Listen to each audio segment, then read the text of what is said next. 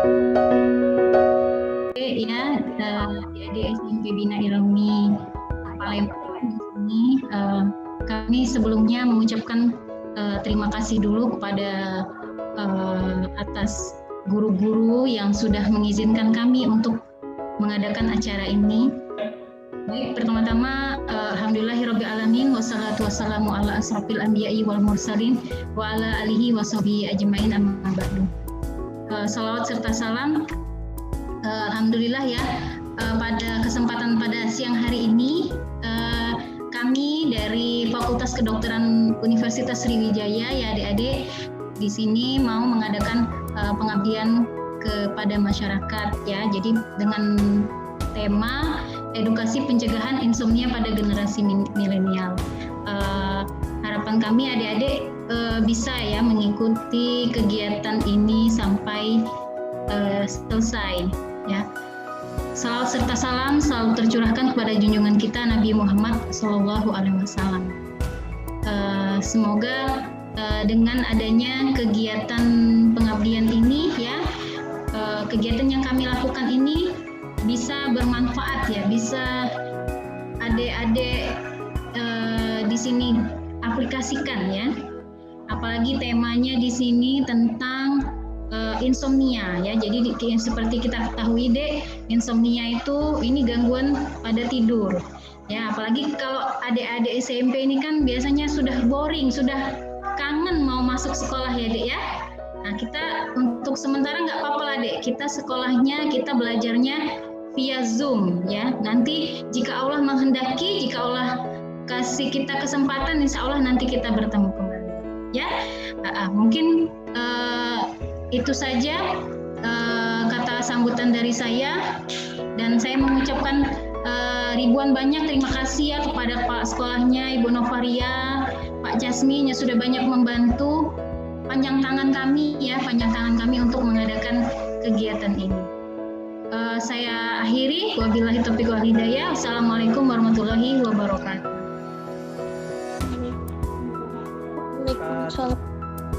Terima kasih banyak kepada Ibu Septi. Selanjutnya kita akan mendengarkan sambutan dari pihak Kepala Sekolah Bina Ilmi Palembang. Kepada Ibu atau perwakilan kami persilahkan. Baik, bismillahirrahmanirrahim.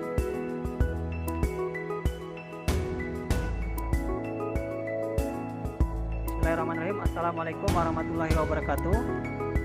Waalaikumsalam. Sebelumnya ini dengan Pak Jasmin, Ibu.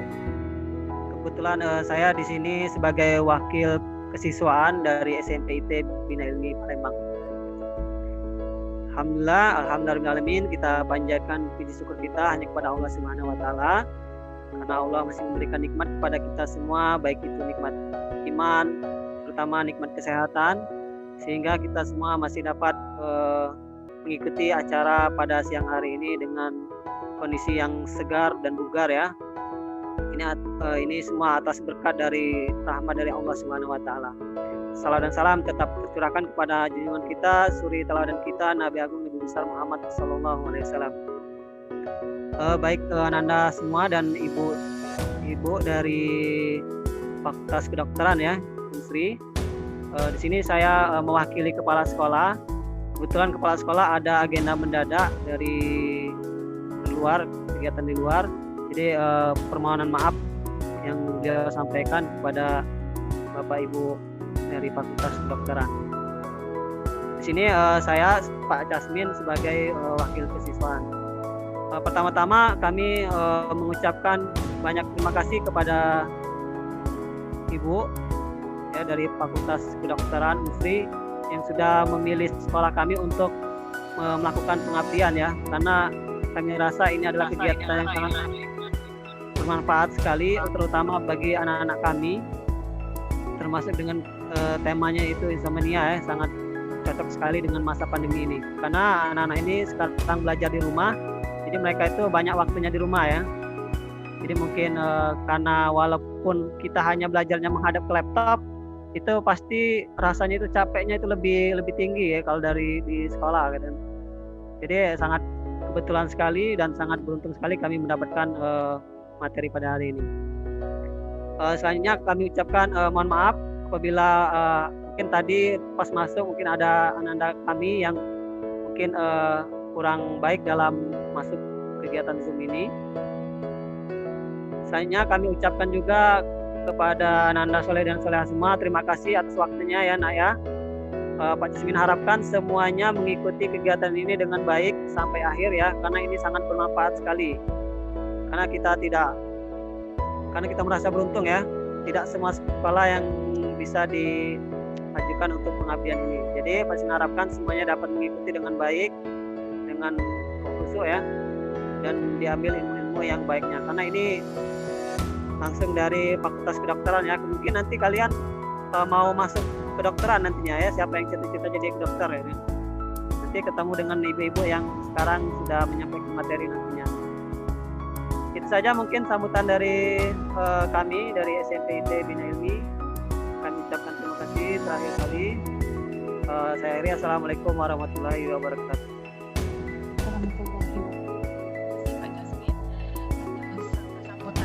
Izinkan kami untuk melaksanakan kegiatan hari ini. Kami mulai saja. Kami ada pretest untuk adik-adik sebelum memulai materi pada hari ini.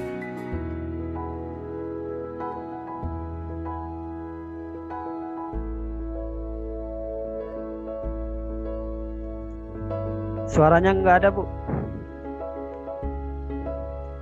Terima kasih Pak Jasmine atas kata sambutannya. Maaf tadi kayaknya lupa termute. Kami punya pretest sebelum memulai materi. Linknya bisa diakses di chat grup. Sudah di-share. Silahkan pada adik-adik kami meminta sedikit waktunya untuk mengisi pretest tersebut sebelum masuk ke materi.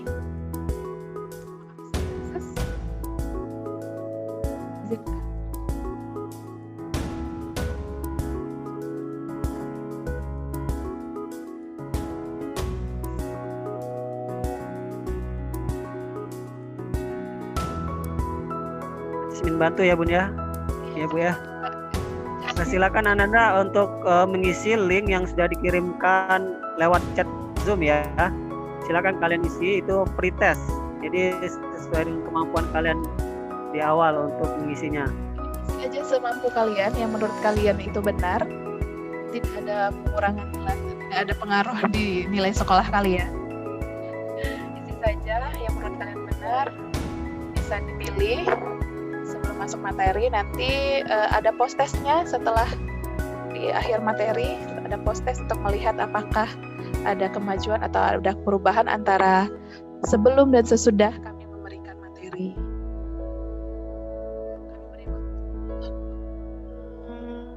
Ibu Septi kurang lebih berapa menit? Kita kasih waktu berapa ya? 5 menit? 5 menit atau 10 menit? 5 menit ya cukup ya. 5 menit ya adik-adik ya. Kami kasih waktu 5 menit. Untuk ketersediaan adik-adik kami mohon untuk mengisi pretestnya. Nanti ada post test selanjutnya. Nanti terakhir ada feedback dari kami, link dari kami untuk melihat apakah hari ini kami melaksanakan dengan baik. Semuanya dalam bentuk Google Form. Kami harap adik-adik sudah mengenal Google Form, sudah biasa menggunakan Google Form ya Pak Jasmine ya? Atau ya, perlu kami biasa, sudah biasa ya Bu? Alhamdulillah kalau gitu, jadi kami tidak perlu lagi memberikan penjelasan dari awal. Untuk materi pertama kami persilahkan bersiap-siap terlebih dahulu terhadap Ibu Rara Ingganti.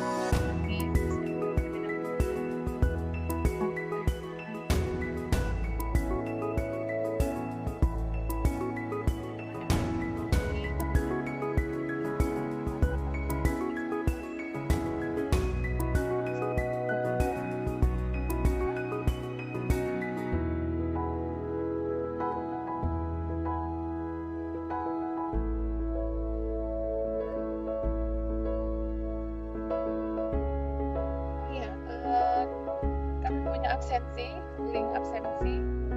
Saya lupa. Oke. Bentar. Pak Jasmine, tolong dibantu instruksi untuk mengisi link absensi juga. Selama pelaksanaan juga nggak harus sekarang juga, selama masa waktu kegiatan berlangsung masih boleh untuk mengisi. Terima kasih Pak Jasmine. Baik Bu, nanti dibantu. Oke.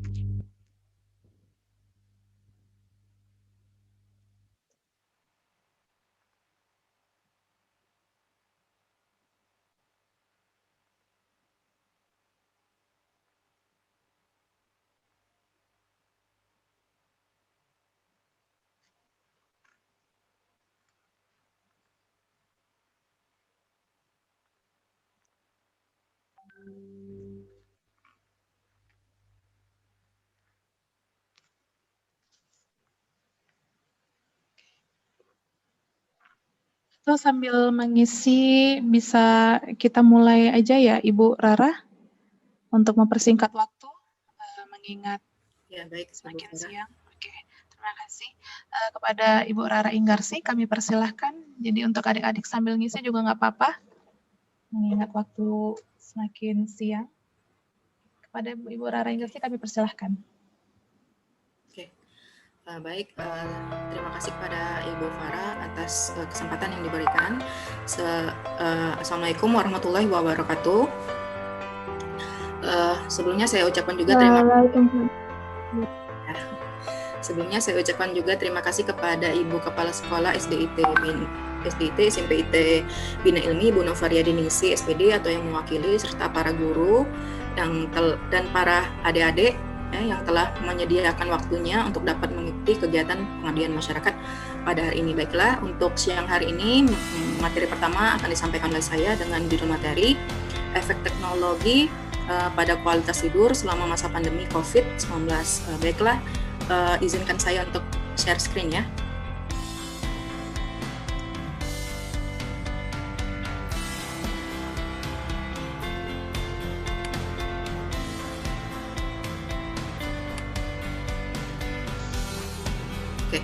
Apa sudah terlihat materi saya? Sudah. Sudah Bu. Oke, siap. Baik, saya mulai saja untuk mempersingkat waktu. Jadi materi pertama ini adalah efek teknologi terhadap kualitas tidur selama masa pandemi COVID-19. Ya, dalam rangkaian acara pengabdian masyarakat Prodi Pendidikan Dokter Fakultas Kedokteran Universitas Sriwijaya tahun 2020. Oke, sebelum masuk ke materi inti, ya. Jadi di sini kita lihat dulu ya, apa sih hubungan pandemi COVID-19 dan kualitas tidur ya. Jadi ini saya ambil dari penelitiannya Idrisi tahun 2020 ya. Dari judul penelitiannya Sleep Quality and Mental Health in the Context of COVID-19 Pandemic and Lockdown in Morocco. Dari hasil penelitian Idrisi ini ya, didapatkan bahwa selama masa lockdown ya, pada masa pandemi COVID-19 terdapat banyak kejadian faktor stres yang dapat berdampak negatif pada kualitas tidur dan kesehatan mental seseorang. Nah, dari hasil studi ini didapatkan peningkatan prevalensi kejadian gangguan tidur, kecemasan, dan gejala depresi selama periode lockdown COVID-19. Ya, kita tahu kalau selama masa pandemi COVID-19 ini ya, yang sudah dimulai dari Desember, sudah 1 tahun, hampir 1 tahun, Desember 2019 sebenarnya ya. Tapi di Indonesia itu memuncaknya sekitar bulan Februari ya. Di situ sudah mulai banyak terjadi kasus pandemi COVID, dan tingginya angka kematian ya akibat COVID ini menyebabkan banyak kecemasan ya yang terjadi pada masyarakat ya. Takut kalau terkena COVID, takut kalau misalnya meninggal karena COVID ya, takut kalau meninggal nanti dikuburnya nggak seperti orang biasa ya. Terus takut untuk beberapa yang bekerja harian ya, itu nggak bisa bekerja seperti normal lagi dan tidak mendapatkan penghasilan. Kemudian yang biasa sering pergi jalan-jalan ke mall ya, itu juga takut ya untuk keluar lagi ya, padahal di rumah bosan gitu. Jadi kan gejala-gejala kecemasan ini menimbulkan tingkat stres yang tinggi ya, sehingga menyebabkan gangguan pada kualitas tidur. Nah, dari beberapa penelitian juga dari Lema DKK ini ibu dapat kalau tingkat stres itu juga berpengaruh pada kualitas tidur. Sejalan dengan penelitian dari Bapak Aryadi 2017 bahwa secara umum kualitas tidur itu berhubungan signifikan dengan tingkat depresi, cemas, dan stres.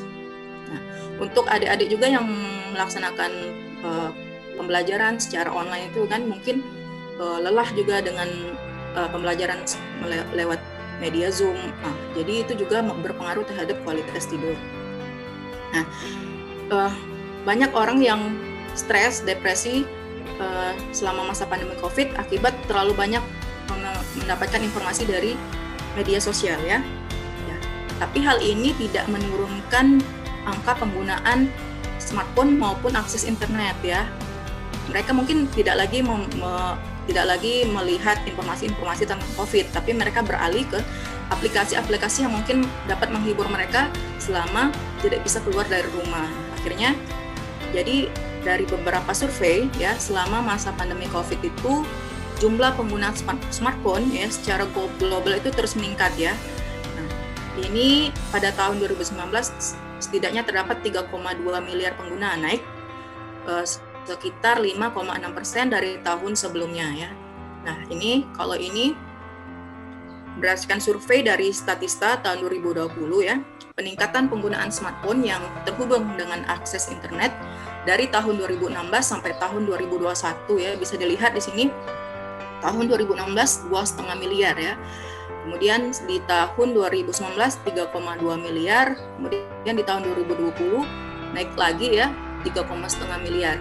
Nah, diperkirakan pada tahun 2021 pengguna smartphone ini naik lagi menjadi 3,8 miliar. Nah, di sini kita bisa lihat dari maps ini, dari peta ini, data pengguna mobile phone dan akses internet. Kalau di USA, di Amerika itu sekitar 90% warganya itu mempunyai smartphone dan terhubung dengan akses internet. Kalau di Jepang itu masyarakatnya sekitar 95% ya mempunyai akses terhadap internet melalui smartphone ataupun media lainnya ya. Nah, di Indonesia sendiri juga nggak kalah tinggi ya.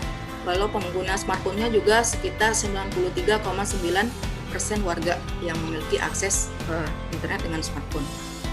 Nah, di sini ada angka-angkanya ya. Peningkatan penggunaan media internet selama masa pandemi bisa dilihat ya, ini secara global di seluruh dunia ya.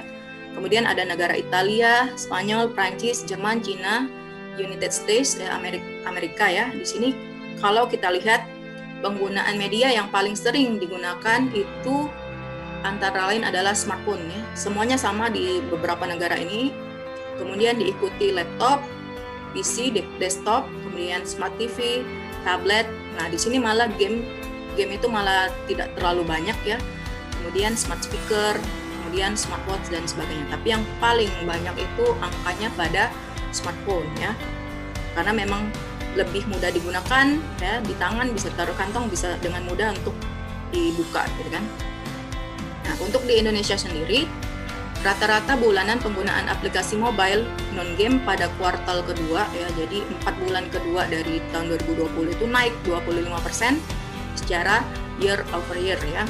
Nah, ini kuartal kedua 2020 berarti pada masa pandemi COVID ya, naik secara signifikan penggunaan smartphone. Nah, peningkatan penggunaan aplikasi ini didorong oleh adanya pembatasan sosial dan lockdown yang dilakukan di seluruh belahan dunia untuk meredam penyebaran pandemi virus corona ya. Nah, rata-rata waktu yang digunakan antara lain 4 jam 20 menit setiap hari atau lebih menggunakan smartphone. Nah, ini survei dari AppAny ya, lembaga riset mobile. Ini coba dicek di HP-nya ya. Mungkin ada semua nih aplikasi ini di HP kalian ya. Yang paling tinggi itu TikTok ya, yang paling sering di-download TikTok. Kemudian yang data ya pasti banyak sekali nih yang pakai aplikasi TikTok ini ya. Kemudian diikuti Zoom, mungkin untuk perkuliahan ya, Zoom. Kemudian Facebook, WhatsApp untuk chat online ya, untuk komunikasi baik antara pelajar maupun antar pekerja ya. Kemudian Instagram, Facebook Messenger ya. Kemudian ada juga aplikasi jodoh nih ya. Lalu ada lagi musik, dan mungkin beberapa ibu-ibu menggunakan aplikasi belanja online ya. Jadi semakin tinggi data yang digunakan dan aplikasi yang sering di-download pada masa pandemi COVID ini. Kemudian ini untuk pengguna yang aktif pada Facebook yang tertinggi ya, kemudian WhatsApp Messenger.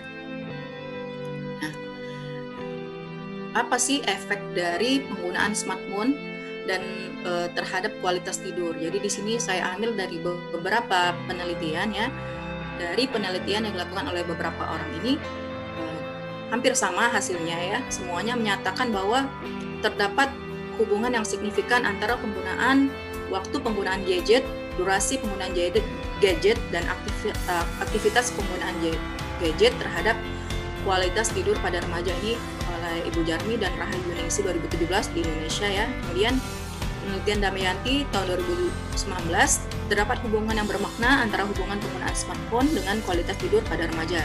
Kemudian ini penelitian di Jepang oleh Tamura et al. Tahun 2017, penggunaan mobile phone yang berlebihan itu berhubungan dengan kebiasaan tidur yang tidak sehat dan insomnia. Lalu penggunaan mobile phone ini pada jaringan sosial ya dan chat online itu mungkin berkontribusi lebih terhadap kejadian depresi ya dibandingkan penggunaan untuk pencarian di internet, permainan game maupun melihat video ya. Jadi chat online itu yang paling sering berkontribusi terhadap depresi ya. Kemudian penelitian ini di Saudi oleh Rafiq et al. Tahun 2020, penggunaan mobile screen ya, melihat mobile screen HP itu lebih dari 8 jam atau sama dengan 8 jam dalam sehari itu, dan paling tidak 30 menit sebelum tidur itu ketika lampu atau layarnya dimatikan itu, dan meletakkan HP dekat dengan bantal itu sangat berhubungan ya dengan kualitas tidur yang buruk ya. Jadi kalau adik-adik masih tidurnya nggak bisa jauh dari HP ya, melihat HP dulu sebelum tidur, ataupun HP-nya diletakkan dekat dengan kepala, itu ya kemungkinan kualitas tidurnya buruk. Mungkin dia tidur tapi tidurnya tidak dalam ya, tidak berkualitas.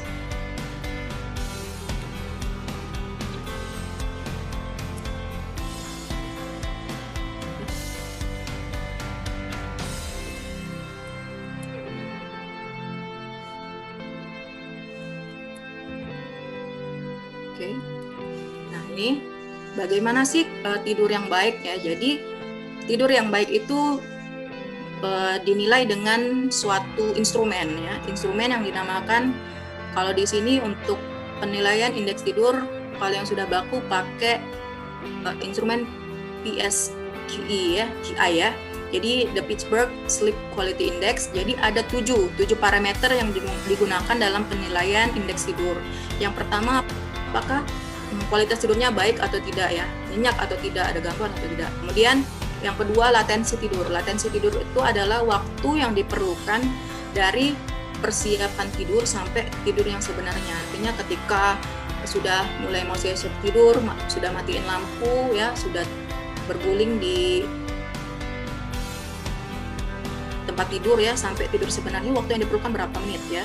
Kalau tidurnya baik, kurang dari 15 menit itu langsung tidur. Tapi kalau lebih dari 30 menit belum bisa tidur, berarti masuk dalam kualitas tidur yang buruk ya. Kemudian durasi tidur, nah ini berbeda-beda untuk tingkatan usia tertentu ya.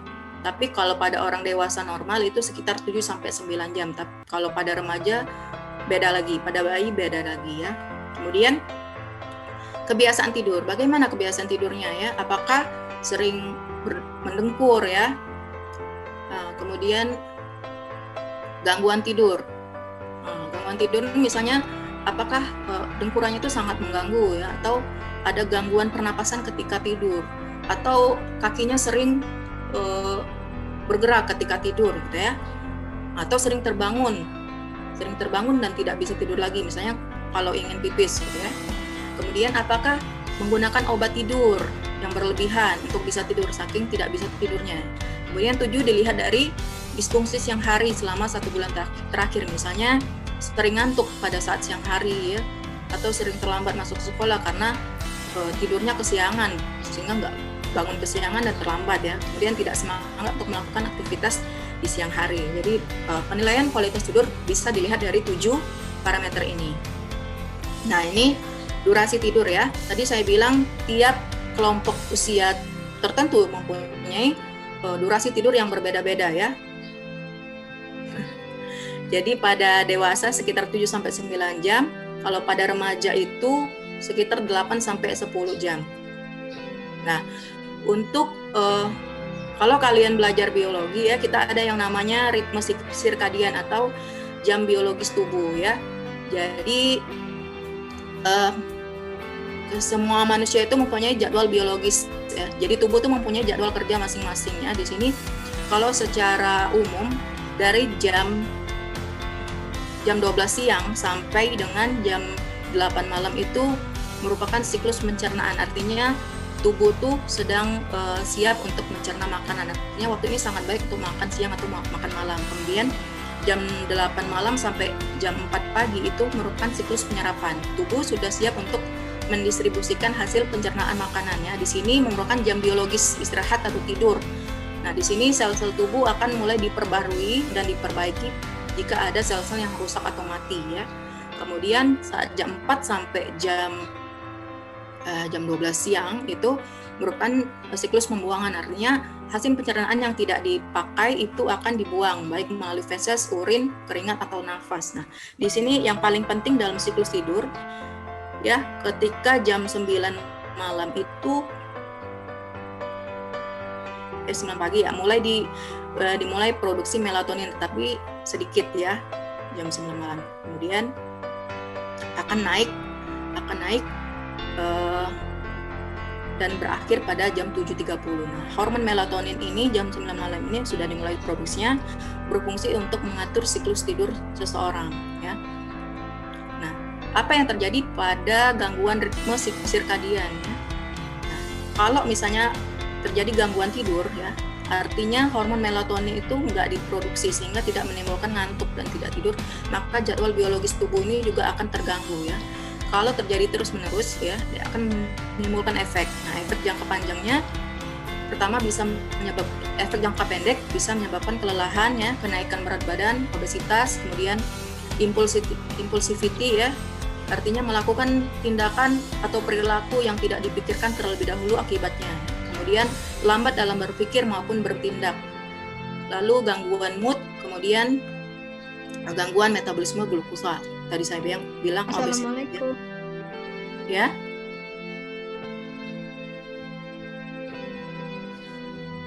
Lanjut saja Bu Rara. Oke. Ya, saya lanjut sedikit lagi ya. Kemudian efek jangka panjangnya bisa menyebabkan penyakit jantung, diabetes, kanker, kemudian penyakit Alzheimer. Alzheimer itu penyakit gangguan ya pada sistem saraf sehingga menyebabkan gangguan ingatan ya. Kemudian Parkinson disease, gangguan pada motorik ya, gangguan juga pada sistem sarafnya.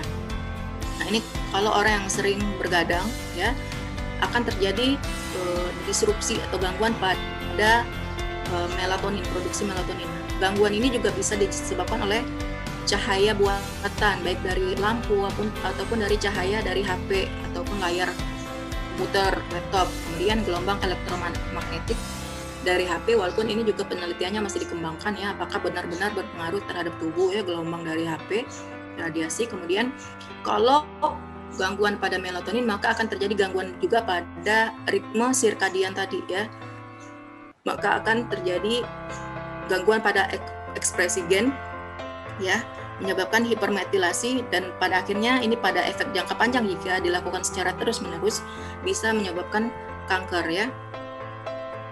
Nah, apa sih pengaruh cahaya terhadap produksi melatonin ya? Jadi pada saat jam malam, jam 9 itu ya, tadi kan saya bilang kalau orang dewasa itu 7 sampai 9 jam ya. Kalau remaja 8 sampai 10 jam waktu tidurnya. Jadi kalau jam 9 itu sudah diproduksi hormon melatonin, ketika jam 8 malam itu sebaiknya sudah disiapkan untuk tidur ya.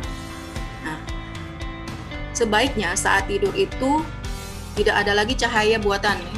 Jadi sebaiknya lampu dimatikan, tidak lagi melihat HP karena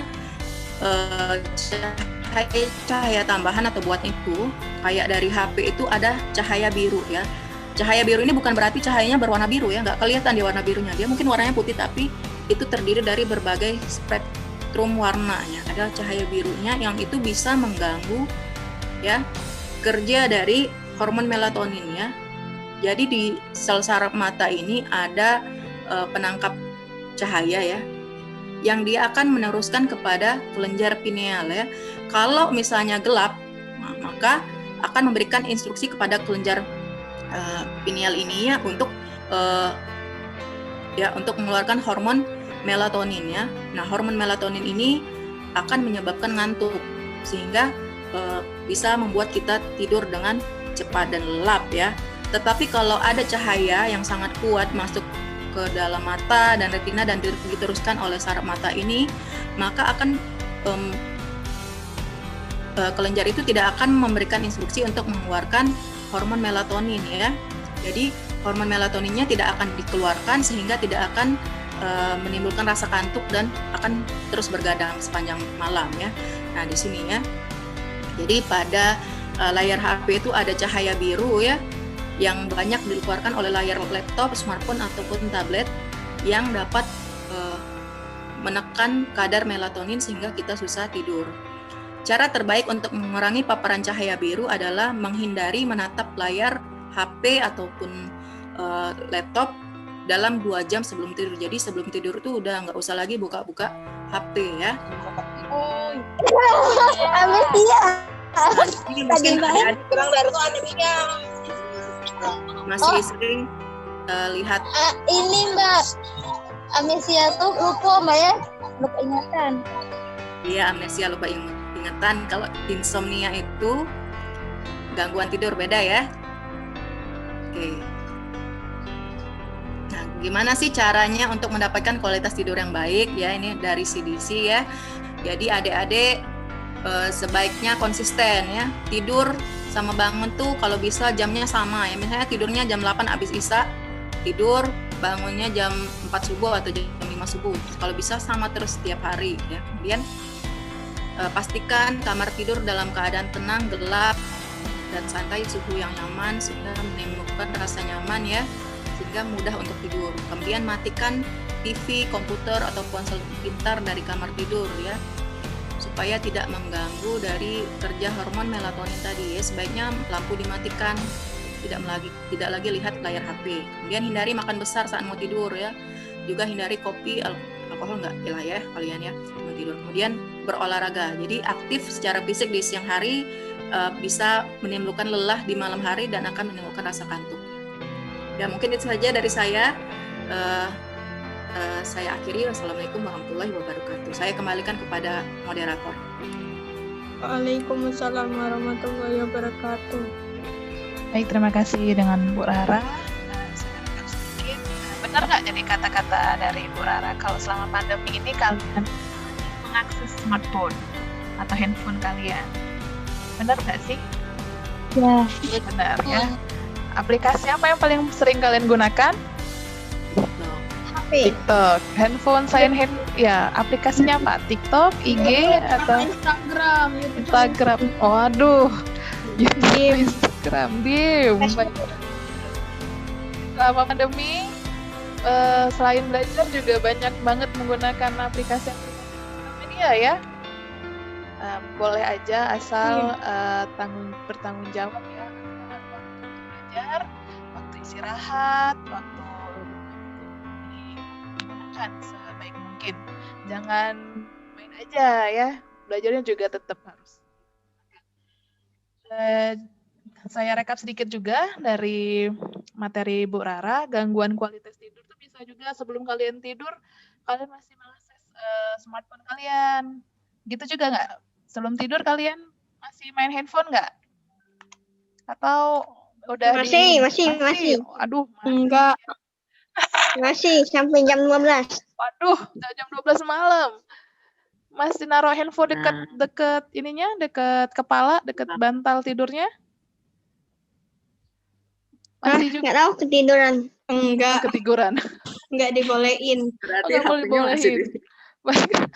Jadi untuk kedepannya sekarang kan udah tahu nih kualitas tidur juga dipengaruhi oleh penggunaan smartphone sebelum tidur sama naruh handphone di sedekat bantalnya itu juga mempengaruhi kualitas tidur kalian ya.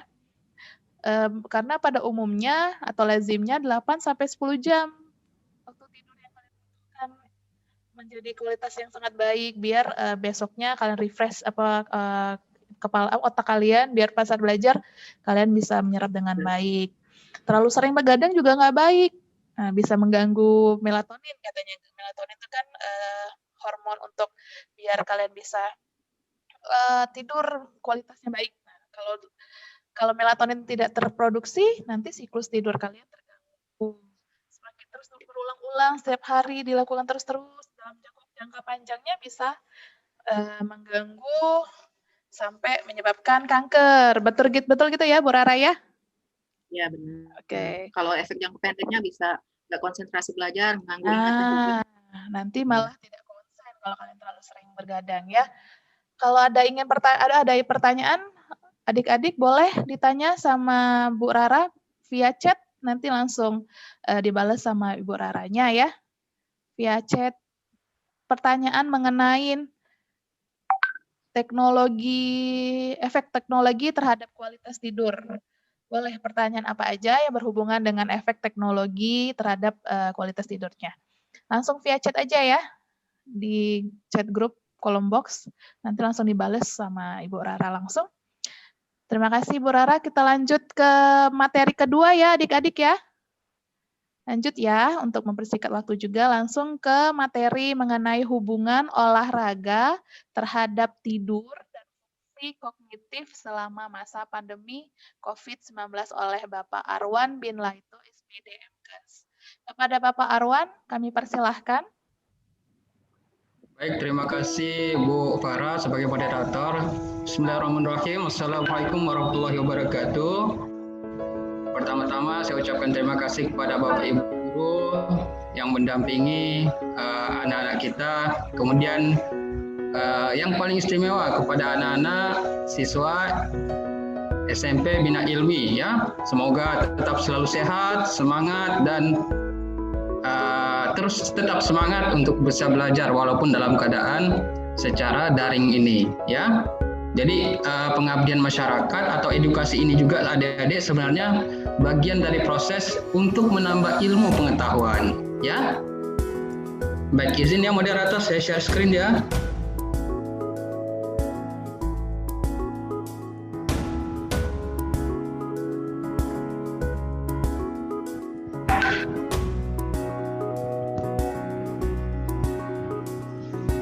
Share screen. Positif.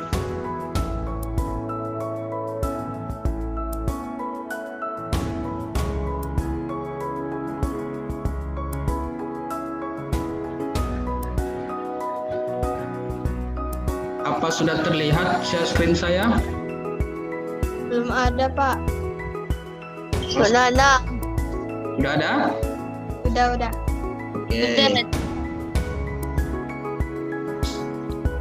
Nah, jadi materi kedua ini tentang bagaimana olahraga itu bisa mencegah insomnia ya. Paling penting kita harus tahu dulu adik-adik, insomnia ini bisa kena baik pada orang tua, bisa juga kena pada remaja seperti usia adik-adik, itu bisa dapat penyakit insomnia ini. Nah, jadi tujuan kita supaya ini tidak terjadi kepada adik-adik ya, karena usia adik yang masih muda, perjalanan adik-adik untuk menuntut ilmu masih sangat panjang ya.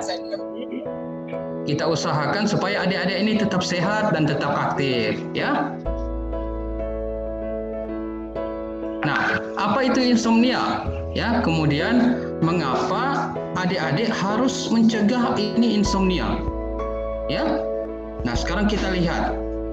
Insomnia itu adik adalah suatu keadaan di mana adik-adik itu sulit mengalami tidur, ya, sulit mempertahankan tidur yang baik. Akibatnya apa? Akibatnya kualitas tidur adik-adik kurang, ya. Kemudian mungkin pagi masih rasa ngantuk, ya. Jadi ilmu ini adik-adik gunakan nanti supaya tidak terjadi keadaan seperti itu, supaya di sekolah tetap segar, ya, bisa menimba ilmu dengan baik, bisa menerima ilmu dengan baik dari ibu guru, bapak guru, ya. Jadi tujuannya supaya ilmu yang adik-adik dapat hari ini bisa adik-adik gunakan nanti setelah kita sekolah tatap muka nanti, ya, ketemu di sekolah nanti. Nah, kemudian tadi sudah disampaikan juga, adik-adik itu harus tahu kan di rumah ada jam, kemudian mungkin di tangan adik-adik juga ada jam tangan. Nah, harus adik-adik usahakan disiplin sebisa mungkin. Diusahakan walaupun hari Sabtu atau hari Minggu, usahakan tidurnya itu minimal 8 jam. Ya, usahakan tidurnya 8 jam. Kalau misalnya tidur jam 8 malam, nah kira-kira jam berapa lah tuh bangun supaya 8 jam? Ya pasti sekitar jam 4 subuh atau jam 5 subuh. Artinya kalau 8 jam, nah adik sudah bisa menjalankan kehidupan yang sehat. Ya, salah satunya adalah menjaga durasi jam tidur. Ya. Nah, kemudian apa yang bisa menyebabkan adik-adik sulit untuk mendapatkan tidur yang baik? Nah, ini ada beberapa yang saya sampaikan, ya. Ada aktivitas harian adik-adik. Contoh nih, ada PR dikasih dari sekolah, tapi adik-adik justru menundanya mau dikerjakan waktu malam. Kenapa tidak dikerjakan pada waktu sore atau pulang dari sekolah? Ya kan? Supaya waktu malam bisa digunakan untuk tidur lebih awal. Ya, supaya bisa mendapatkan tidur yang baik. Ya, kemudian ada juga penyebabnya adalah gangguan psikologi. Ya, ini gangguan seperti emosinya adik-adik. Ya, harus selalu enjoy lah. Sekolah itu harus bisa enjoy, dinikmati, ya, karena itu proses yang sangat baik dan sangat adik-adik perlukan. Ya, kemudian sebisa mungkin jangan coba-coba untuk meminum kopi, jangan coba-coba untuk merokok, jangan. Ya, sebisa mungkin jangan. Kalau ada yang mengisap rokok di sekitar adik-adik, ditutup hidungnya. Ya, ditutup hidungnya, jangan dicium juga asapnya. Kalau perlu jauh dari asap-asap rokok begitu, ya, karena sangat mengganggu tidurnya adik-adik nanti. Ya, kemudian kemudian penyebab yang lain itu adalah rasa nyeri atau rasa sakit. Nyeri ini kalau adik-adik dapat semacam ada luka, mungkin terjatuh, ya, itu biasanya kalau rasa sakit itu bisa mengganggu tidurnya adik, ya, bisa mengganggu jam tidurnya adik-adik sekalian. Nah, berikutnya, kenapa insomnia ini adik-adik harus cegah? Nah, ternyata adik-adik banyak yang menyebutkan, para ahli kesehatan menyebutkan insomnia ini adik-adik bisa mengganggu konsentrasi belajarnya adik-adik di sekolah. Ya, contoh Fedro pergi sekolah, ya. Kalau insomnia ini tidak dicegah, nanti konsentrasi Fedro bisa terganggu. Konsentrasi Salsabila juga di sekolah bisa terganggu. Ya, makanya ilmu insomnia ini adik-adik harus tahu supaya tetap bisa belajar dengan baik di sekolah, ya, bisa terima ilmu dan bisa konsentrasi belajar baik di sekolah maupun secara virtual melalui Zoom, ya. Dan ternyata adik-adik, insomnia ini juga bisa menyebabkan obesitas. Bagaimana caranya? Kalau kita adik-adik, kalau kita terlalu menunda jam-jam tidur, biasanya pasti tengah malam itu kita akan rasa lapar. Nah, kalau sudah lapar pasti kita makan. Nah, kalau kebanyakan makan, akibatnya apa? Gemuk. Ya. Nah, jadi kita sebisa mungkin tidur di awal waktu, ya. Tidur, ya, kalau sudah kebiasaan tidur jam 8, tidurlah jam 8. Jangan tidur jam 10, nanti pasti akan lapar. Kalau lapar makan. Kalau makan, nah akibatnya bisa gemuk kita, ya. Kemudian yang perempuan nanti kemungkinan kalau sudah akil balik, nanti ada namanya siklus hormon atau siklus menstruasi, yaitu adalah penyebab yang mungkin bisa didapatkan oleh adik-adik kalau insomnia ini terjadi. Nah, kemudian juga di insomnia ini adik bisa kenapa harus dicegah untuk jangka panjang adik, ya? Ya, untuk nanti kalau adik-adik sudah mulai kuliah, tidak menutup kemungkinan adik-adik juga pasti akan dapat namanya tekanan darah tinggi. Dan ternyata adik-adik, tekanan darah tinggi ini juga bisa disebabkan karena adik-adik gemuk. Ya, jadi supaya tidak dapat tekanan darah tinggi, usahakan jangan gemuk. Caranya supaya tidak gemuk, jangan makan, jangan istilahnya menunda tidur supaya tengah malam tidak lapar. Ya, kalau sudah jam tidurlah. Ya, nah ternyata juga adik-adik, kenapa harus dicegah insomnia ini? Supaya sistem imun kita atau kita punya apa istilahnya ya, alat perang dalam tubuh itu bisa kuat melawan bakteri yang masuk di tubuh kita.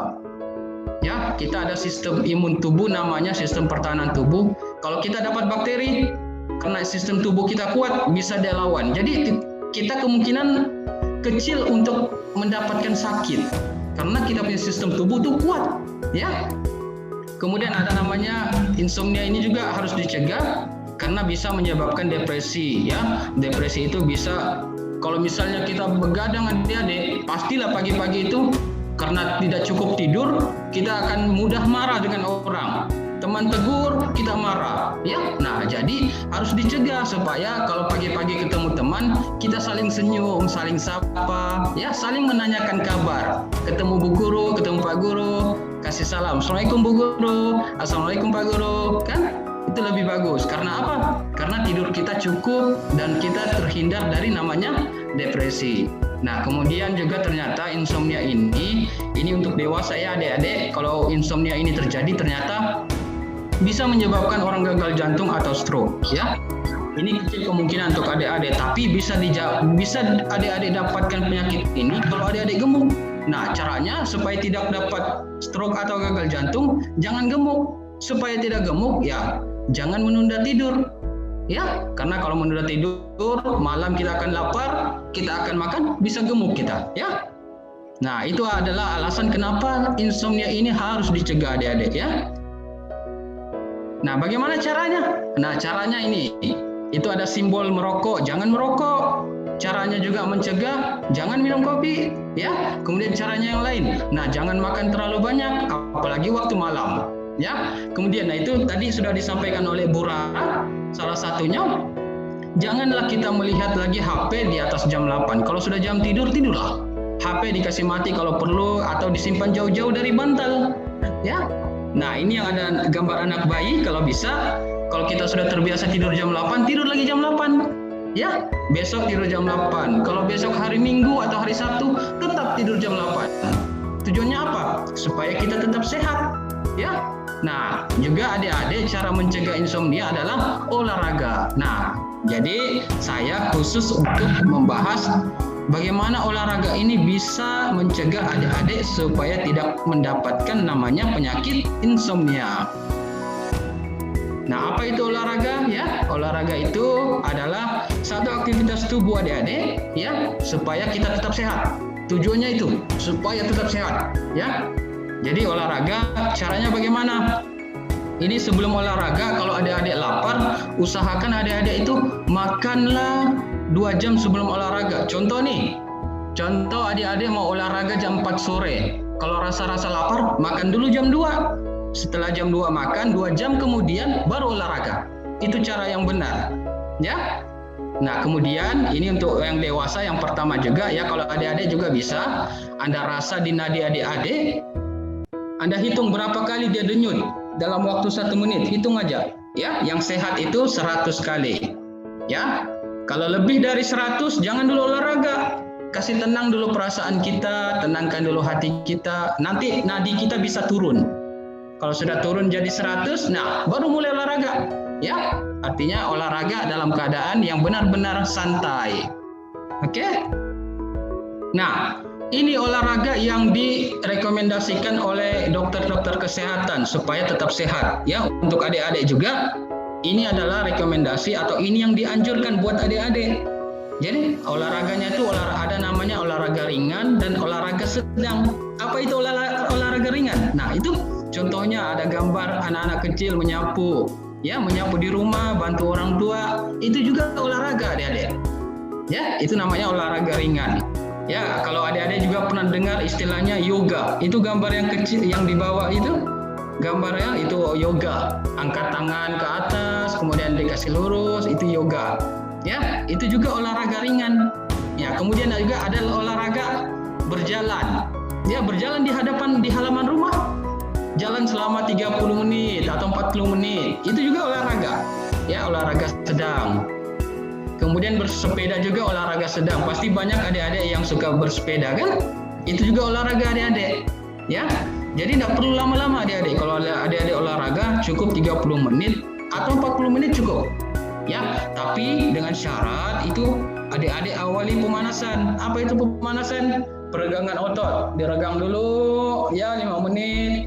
Leher juga diregangkan 5 menit. Ya, itu dikasih peregangan dulu. Setelah itu baru mulai berlari atau berjalan di halaman rumah selama 30 menit. Ya, lakukan ini, saran saya lakukan ini waktu sore. Kalau hari Sabtu atau hari Minggu, ya bisa lakukan pagi-pagi sambil kita mendapatkan cahaya matahari yang sehat. Kan? Nah, lakukan juga 3 kali seminggu. Contohnya, lakukannya nanti hari Senin sore. Setelah itu hari Rabu sore. Setelah itu hari Sabtu pagi. Cukup 3 kali seminggu, tidak perlu banyak-banyak. Ya, kalau kita lakukan ini adik-adik, kita akan bisa tetap sehat. Tidur kita pasti akan nyenyak. Ya, pasti akan nyenyak. Karena kita sudah punya jadwal tersendiri, sudah mulai disiplin untuk menjaga dan memperhatikan kesehatan kita. Kita bisa juga ajak kita punya kakak, ajak ke orang tua, ayo kita olahraga di depan rumah, yuk 30 menit saja jalan, ya kan, 3 kali seminggu. Pasti seru itu kalau ramai-ramai olahraga di depan halaman rumah masing-masing. Ya, untuk pandemi ini janganlah dulu olahraga di luar rumah ya. Cukup di sekitar rumah kita saja dulu, ya. Nah, inilah alasannya kenapa olahraga itu bisa mencegah insomnia, ya. Ternyata olahraga itu adik, setelah kita olahraga 5 jam kemudian, contoh kita olahraga jam 4, jam 5, jam 6, jam 7, jam 8, pas waktu jam 8 itu adik, ternyata suhu tubuh kita sudah mulai dingin. Nah, suhu tubuh kita yang dingin itu akan membuat kita akan cepat rasa mengantuk. Pasti. Coba olahraga sore ini, ya jam 4 sore olahraga, nanti jam 8 pasti sudah mulai badan itu rasa nyaman sekali mau tidur. Ya, akan rasa nyaman sekali mau tidur. Ya, karena suhu tubuh kita sudah mulai turun. Alasan kedua, kenapa olahraga ini bisa membuat kita mendapatkan tidur yang nyenyak. Ya, ternyata di dalam jantung itu ada namanya respon parasimpatis. Ya, ini cukup dalam materinya, tapi ternyata respon ini maksudnya ini adalah sederhananya dia akan membuat jantung kita itu berdetak dengan cukup normal, berdetak dengan secara sehat. Akibatnya apa? Akibatnya bisa membuat kita akan dapat merasakan ngantuk itu lebih awal. Ya, kalau kita dapat rasa ngantuk sudah mulai jam 8, nah itu sudah bagus. Artinya tubuh kita menyuruh kita untuk tidurlah. Kata tubuh kita, contohnya tubuh itu bilang ke Zahra, tubuhmu ini sudah capek, tidurlah supaya besok pagi kembali segar. Atau tubuhnya Tasya atau Alia, tubuhmu ini sudah capek pagi, tidurlah karena sudah jam 8 malam. Nah, itu tubuh itu berbicara dengan kita. Caranya apa? Dia akan menyampaikan atau memberi kita rasa nyaman sekali untuk mulai tidur.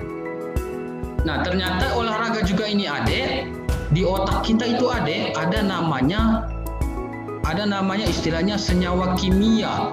Ada unsur-unsur kimia di otak itu adik. Ya, bagaimana unsur kimia itu adik? Kalau saat tubuh kita berkontraksi, ya saat kita lari-lari kecil di rumah atau berjalan di rumah, itu bisa menghantarkan sinyal sampai di otak. Nanti di otak melepaskan senyawa kimia itu. Nah, senyawa kimia itulah nantinya kemudian akan membuat kita rasa mengantuk. Nah, kita butuh senyawa kimia itu dilepaskan supaya kita rasa mengantuk. Kenapa? Karena tidur itu adik atau rasa mengantuk itu dikontrol di bagian batang otak kita. Ya, kalau di batang otak kita ini dapat stimulus atau dapat rangsangan dari senyawa kimia, kita akan cepat rasa tertidur. Ya. Kenapa bisa rasa tertidur? Karena kita olahraga tadi sore. Ya, jadi kalau kita olahraga, ada otot kita yang kontraksi atau ada otot kita yang bergerak, itu akan menyebabkan ya otak kita melepaskan suatu senyawa kimia untuk kita mudah merasa mengantuk. Ya. Nah, kemudian nah ini paling penting ya. Ya, adik-adik juga harus perlu tahu bahwa ternyata olahraga itu bisa membuat memori kita ini lebih keren, jadi lebih keren. Ya, Bapak Ibu guru juga pasti akan tahu ya bahwa olahraga ini bisa menyebabkan peningkatan fungsi otak kita, deh. Bisa kita menjadi lebih kuat menghafal, bisa lebih pintar, ya, lebih bisa konsentrasi, kemudian akan lebih mudah kita menghafal apapun yang diajarkan oleh guru.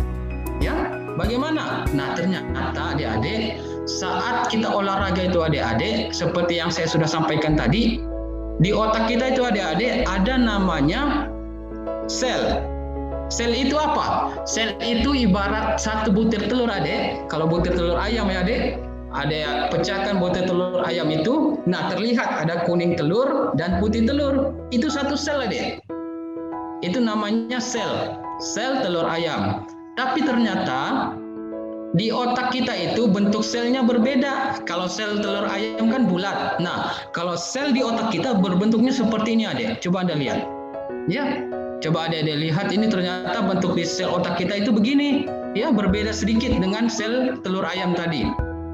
Ya. Nah, olahraga itu adik, ya, olahraga itu adik-adik bisa memperbanyak jumlah ini adik-adik. Ya, ada namanya di sel itu ada namanya dendrit. Bisa memperbanyak jumlah dendrit. Dari olahraga itu bisa memperbanyak jumlah dendrit.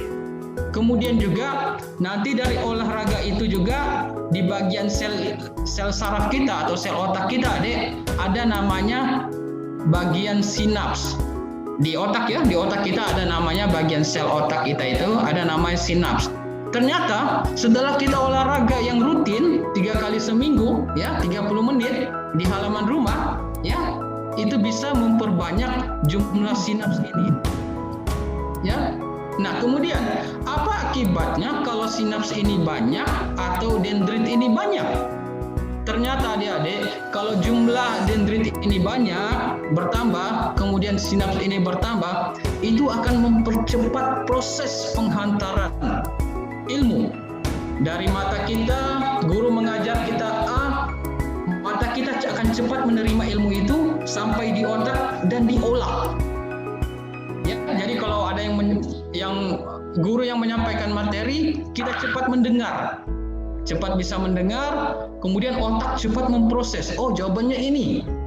Ya, kemudian juga ternyata adik-adik, kalau semakin banyak namanya dendrit ini adik, nah coba adik-adik lihat ini.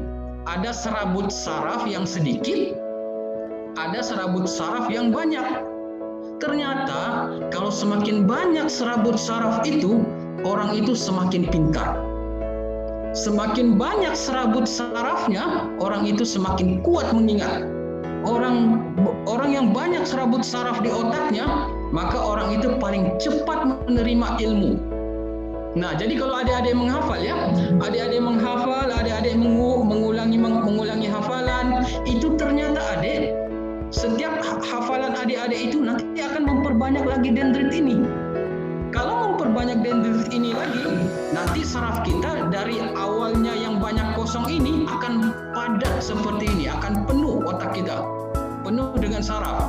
Ya, semakin penuh otak kita dengan saraf, itu artinya semakin banyak ilmu yang tersimpan di dalam otak kita. Ingatan kita semakin baik, konsentrasi kita akan semakin meningkat, ya. Kemudian kepintaran kita pasti akan meningkat. Ya, jadi olahraga bisa meningkatkan kekuatan memori kita. Olahraga itu nanti bisa membuat kita cepat berpikir. Ya, olahraga juga akan meningkatkan kita punya konsentrasi saat belajar. Ya, jadi contohnya kalau guru memberi materi tentang surah ini, disuruh hafal surah ini, kalau kita olahraga, paling kita akan bisa mengingat cepat. Ya, berbeda dengan mereka yang tidak olahraga. Ya, jadi adik-adik, Itulah fungsinya kalau kita olahraga, selain mencegah kita insomnia, bisa justru meningkatkan kita punya kekuatan mengingat, kekuatan memori kita, dan meningkatkan kepintaran dan kecerdasan otak kita, ya. Nah, ini tambahan saja, ya. Sebentar lagi kan nanti adik-adik kan akan ketemu di sekolah nih, ya. Jadi pesan kami adik-adik, tetap pertahankan ini ya adik-adik. Tetap minum minimal 2 liter per hari. Harus tetap pakai masker, ya. Kalau bisa dapatkan cahaya matahari, ya. Di rumah mintalah disiapkan vitamin, ya. Carilah buah-buahan, ya. Kalau di sekolah juga nanti rajin-rajin cuci tangan adik-adik, ya. Harus tetap rajin-rajin, ya. Kemudian jangan terlalu sering kita menyentuh mata, hidung atau mulut, ya. Kemudian nanti adik-adik juga jangan heran, pasti nanti di kelas itu tempat duduk adik-adik pasti akan dikasih jarak-jarak, ya. Tujuannya itu adik-adik supaya adik-adik tetap sehat, ya. Kemudian ya tadi kita sudah bahas tidur, ya, minimal adik-adik rutinkan atau disiplinkan selama 8 jam, ya, minimal 8 jam supaya tetap sehat, ya. Ya, jadi pesan saya yang terakhir sebelum saya serahkan ke moderator, ayo tetap olahraga meski di rumah. Kalau bosan olahraga sendiri, ajak kakak, ajak mama, ajak orang tua, ya, olahraga di rumah 30 menit. Ya, cukup 30 menit lari-lari di depan rumah. Ya. Oke, demikian dari saya kembalikan kepada moderator. Oke, terima kasih banyak Pak Arwan atas materinya mengenai olahraga terhadap tidur dan fungsi kognitif selama masa pandemi COVID-19 ya. Jadi selama COVID ini siapa yang sering main di luar rumah? Ada nggak adik-adik? Oh, ada, masih main di rumah. Pakai masker nggak? Kadang Pakai pakai, masker. kadang enggak. Kadang pakai, kadang enggak. Usahakan tetap menggunakan masker ya. Terus juga sebelum pulang ke rumah jangan lupa cuci tangan, cuci kaki kalau perlu mandi. Terus juga tadi kata Pak Arwannya tadi untuk mencegah insomnia, jangan lupa tuh olahraga secara rutin, bisa ringan, bisa olahraga sedang. Contoh dari ringan tadi kan bisa bantu-bantu orang tuanya. Udah kalian sehat, orang tuanya juga pasti senang. Yang ngepel pasti senang banget orang tuanya. Terus juga kalau misalkan pengen keluar boleh bisa main sepeda sama teman-temannya, tapi juga tetap menjaga protokol kesehatan ya. Nggak terlalu banyak berkontraksi, tidak terlalu dekat, menggunakan masker, terus jangan lupa cuci tangan. Bisa juga selain bersepeda, kalian bisa jalan-jalan di sekitaran rumah, bisa keliling sama keluarga, sama adik-adiknya atau sama kakaknya sekitar 30-40 menit ya. Olahraganya diusahakan rutin, bisa sore kalau pada hari kalian pulang sekolah 3 kali dalam seminggu, atau juga misalkan hari libur bisa dilakukan sambil berjemur ya. Sama seperti dengan Bu Rara tadi, kalau ada pertanyaan boleh seperti Nur Salsabila di chat ya, diketik di chat nanti langsung dibalas sama Pak Arwan, atau nanti kalau apabila ada waktu kami bahas juga di sini untuk tambahan informasi untuk teman-teman yang lain ya.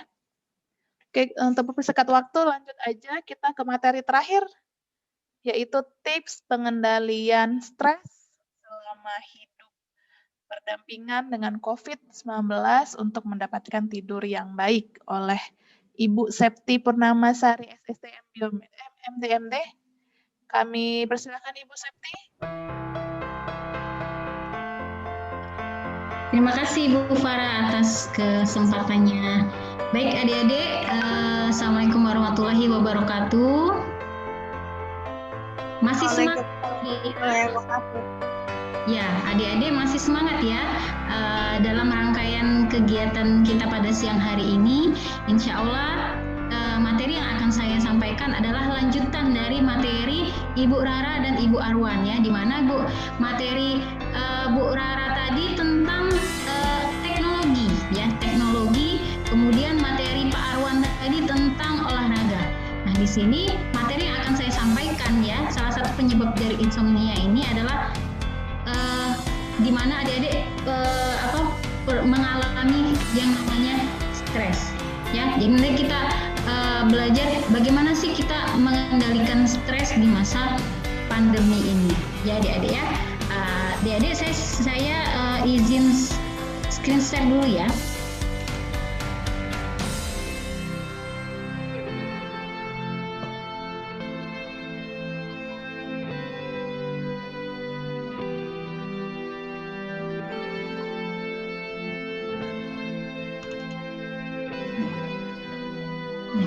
Ya, apakah materi saya sudah masuk? Sudah muncul ya?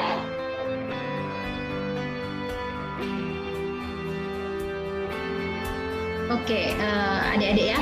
Jadi salah satu penyebab terjadinya insomnia di sini yaitu kadang kita mengalami yang namanya stres.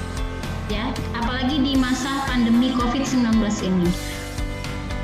Kegiatan-kegiatan kita, aktivitas-aktivitas yang biasa kita lakukan di luar rumah itu tidak bisa kita lakukan.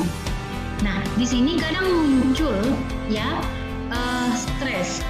Apalagi untuk para remaja ya, khususnya adik-adik mungkin ya yang sudah setiap hari belajar di depan laptop ya, untuk dari jam 7 mungkin ya sudah standby di depan laptopnya, kemudian selesai jam, mungkin ada yang sampai jam 3 buka laptop lagi, dan kadang apa yang disampaikan oleh para gurunya itu tidak masuk ya, tidak masuk di kepala, jadi sehingga menyebabkan adik-adik merasa stres.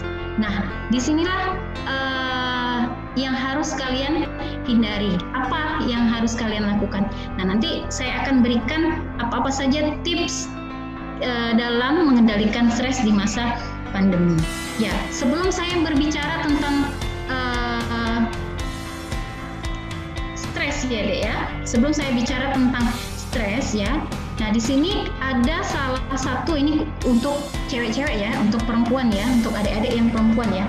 Di sini ada salah satu penyebab di mana bisa menimbulkan yang namanya stres. Oke. Nah, ya ini ya. Nah, di sini hal menstruasi ya. Menstruasi adalah proses pelepasan darah dan cairan encer dari uterus melalui alat kelamin wanita atau vagina ya namanya ya. Nah, jadi di sini saya bukan vulgar ya adik-adik ya. Nah, jadi salah satu penyebab adik-adik susah tidur ya dan mengalami stres adalah terjadinya menstruasi. Nah, adik-adik, sebelumnya kita tahu ya, menstruasi itu adalah suatu tanda pubertas pada masa remaja ya. Di sini dikatakan pubertas adalah perubahan fisik, fisiologis serta kematangan seksual. Kematangan seksual itu di mana pertumbuhan ya seksualitas wanita dan laki-laki ini matang ya. Kemudian perubahan fisik, fisiologis ya. Tahu nggak kalau perubahan fisik pada anak laki-laki, misalkan yang dulunya pendek ya sekarang jadi tinggi. Nah, kemudian perubahan alat-alat fisiologis ya, organ-organ reproduksinya ya, ada yang muncul jangkung ya, ada yang muncul tumbuhnya payudara ya. Nah, itu semua itu adalah tanda-tanda pubertas. Nah, ini muncul ya pada usia 11 sampai 12 tahun. Oke. Nah, apa sih perbedaan antara pubertas anak laki-laki sama anak perempuan? Nah, kalau di slide saya ini ya, bisa kita lihat nih di gambar pertama nih ya. ini khususnya untuk laki-laki ya, bukan untuk yang perempuan ya. Jadi ini kalau laki-laki ya, ini mengalami yang namanya mimpi basah ya. Nah, kalau perempuan ini mengalami yang namanya menstruasi. Kemudian di sini diilustrasikan ya. Suara kamu kok berubah? Oh iya, kenapa? Nah, berarti kan ada perubahan pada suara anak laki-laki yang awalnya kecil jadi besar. Nah, ya. Kemudian kalau pada anak perempuan ya mulai tumbuh jerawat ya. Kemudian kalau pada anak laki-laki mulai badan lengannya terasa besar ya, terlihat besar. Nah, inilah perbedaan pubertas pada anak laki-laki dan anak perempuan, di mana yang kita bahas tadi ya, salah satu dari perbedaan pubertas ini, menstruasi ini, inilah yang menyebabkan ya kejadian insomnia sehingga menyebabkan stres ya pada khususnya anak perempuan remaja ya. Nah, tahu ya Dek ya, mimpi basah ya Dek ya? Tahu. Nah, tahu tuh. Siapa tuh yang jawab kayak gitu tuh ya? Oke, tidak usah saya jelaskan di sini ya. Oke. Nah, ada lagi kemudian istilahnya yang dinamakan dengan minars, adik-adik. Minars itu apa? Minars itu adalah sebutan untuk head pertama, datangnya head pertama bagi perempuan. Nah, di sini mungkin adik-adik mungkin ada yang ini sudah dapat haid pertamanya, mungkin juga ada yang belum. Gak apa-apa ya, ini kita hanya sekadar sharing saja ya. Nanti jangan ditanyakan sama guru-gurunya juga ya. Nanti ada yang bertanya, bunda kenapa saya belum datang minars ya? Tadi ada materi dari Ibu Septi tentang minars dan tentang menstruasi. Itu umur 11 sampai 12 tahun itu sudah mengalami yang namanya menstruasi. Ya, nanti inilah ya, karena keadaan seseorang ini sangat berbeda. Ya, adik-adik ya, ada yang terkadang cepat mengalami menstruasi, ada yang terkadang lama, ya. Oke. Nah, adik-adik terkadang ya ketika adik-adik mengalami masa menstruasi ya, ini khususnya yang perempuan ya, Dek ya. Kadang apalagi menstruasi yang pertama ya, kadang terasa nyeri ya, disminor. Nah, itulah fisiologis dari menstruasi. Nah, bagaimana cara mengatasi nyeri ini ya?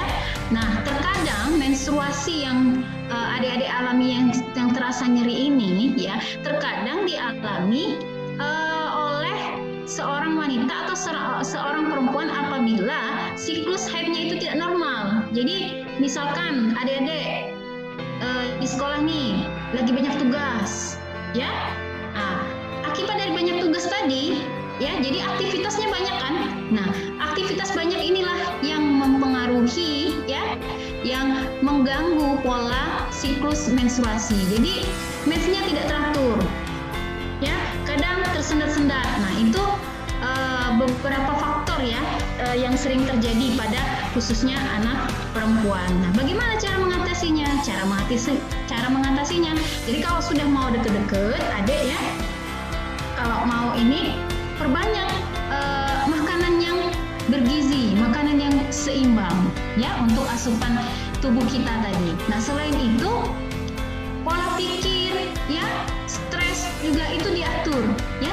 Jangan banyak berpikiran yang negatif, berpikirannya positif ya. Intinya semua apa yang ada di tubuh kalian itu ada itu mempengaruhi nanti terjadinya pola menstruasi itu nanti ya. Jadi kalau ketemu sama kasus lagi nyeri haidnya, nah ini berarti mungkin stres ini, atau pola makannya nggak teratur, atau adik-adik yang biasa konsumsi fast food ya. Nah, itu bisa mempengaruhi pola siklus menstruasi. Atau bisa juga materi Pak Arwan tadi ya, jarang olahraga. Nah, ini juga bisa mengganggu terjadinya ketidakaturan pola menstruasi adik-adik ya. Oke, nah kalau kita lihat di slide ya, bagaimana sih terjadinya menstruasi. Jadi ya, menstruasi itu kan dialami oleh seorang wanita itu tiap bulannya ya. Nah, di mana terjadi penebalan dinding rahim ya. Di sini terjadi penebalan dinding rahim. Kemudian ya terjadi apa? Terjadi pelepasan sel telur. Sel telur ini ya yang telah matang. Nah, kemudian jika tidak dibuahi, sel-sel telur tadi itu akan luruh ya di dinding rahim kita tadi. Nah, yang luruh-luruh yang merah-merah inilah yang kita namakan dengan menstruasi ya. Oke. Nah, adik-adik, kalau tadi saya sudah berbicara panjang ya, ternyata ketidakaturan menstruasi itu bisa menyebabkan stres. Ya, nah stres tadi bisa menimbulkan apa? Bisa menimbulkan insomnia, ya, kayak gitu alurnya ya. Oke, nah ini yang saya dapatkan ya adik-adik di hasil penelitian, ternyata adik-adik ya di sini dampak dari pandemi pada remaja ini ya. Nah ini dari Perhimpunan Dokter Spesialis Kedokteran Jiwa ya. Di sini di mana dilakukan penelitian ya Pak, khususnya untuk masyarakat saat pandemi ya, di mana respondennya 1.522 deh ya. Ini sebanyak 64,3% ini mengalami masalah stres. Nah, banyak juga adik-adik ya yang mengalami masalah stres. Nah, ternyata ya responden yang mengalami stres tadi siapa? Ya, anak perempuan sebesar 76,1%. Jadi banyak ya yang mengalami stres dampak pandemi khususnya untuk anak-anak remaja ini ya. Oke, ada lagi nih di beberapa jurnal ya yang saya temukan, kecemasan remaja pada masa pandemi ya. Jadi masa pandemi ini banyak menimbulkan kecemasan, anxiety ya, entah itu merasa khawatir, sedih kayak gitu ya. Jadi dari 139 remaja di sini yang diketahui memiliki kecemasan tingkat tinggi ini sebanyak 54%. Wah, banyak juga adik-adik ya yang mengalami kecemasan yang bisa berdampak ke stres ya. Yang saya takutkan nanti jangan-jangan kalau kita di Palembang ini, jangan-jangan nanti pengisi di Rumah Sakit Ernaldi Bahar ini nanti jangan-jangan banyak anak-anak remaja ya Dek ya. Nah, jangan sampai ya Dek ya. Oke. Nah Dek, gimana sih bisa terjadinya stres itu? Nah, ternyata stres itu bisa terjadi.